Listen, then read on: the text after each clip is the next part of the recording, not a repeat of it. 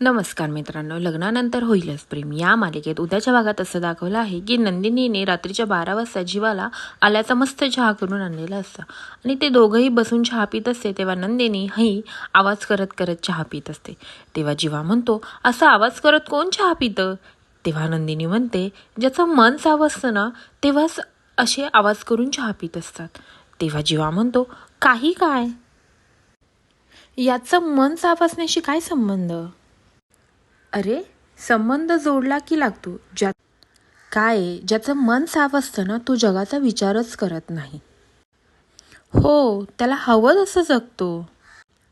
मस्त बशीतून झुरक्या मारत चहा पितो आणि मिटक्या मारत जेवतो.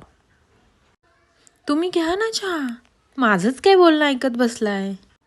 तेव्हा जीवा म्हणतो की तू हे सगळं बोलत असताना माझ्याकडे का पाहिलं? तुला असं वाटतंय का की माझं मन साफ नाही? असं बोलल्यानंतर ना नंदिनी एकदमच सिरियस होऊन जाते आणि एकदमच असं काही की जणू काही ती जीवालाच बोलते, पण खऱ्या अर्थाने ती जीवालाच बोलत असते हे सगळं. की तिला असं वाटत असतं की जीवा अजूनही तिच्यापासून काहीतरी लपवत आहेत, म्हणून ती असं बोलत असते. परत नंदिनी बोलते की तुम्हाला एक विचारू का? तेव्हा जीवा म्हणतो, विचारा ना. बघा हा, राग येईल तुम्हाला आणि तुम्ही अडचणीत पण येताल. असं बोलल्यानंतर ना जीवा एकदम गप्प होऊन जातो. आता नंदिनी जीवाला परत असं विचारेल की तुम्ही तो टॅटू का जाळला, हे हे विचारेल. तेव्हा जीवा काय उत्तर देईल? आणि इकडे मानिनी काव्याला विचारत असते की खरं सांग काव्या, काय झालेलं तिथं? मला तुम्ही जे काही सांगितलं आहे त्यावर मला 1% पण विश्वास नाही. काहीतरी वेगळं घडलं आहे काव्या, आणि मला खरं खरं ऐकायचं आहे की तिथं नक्की घडलं काय. काव्या एकदम गप्प असते, काव्या काहीच बोलत नसते.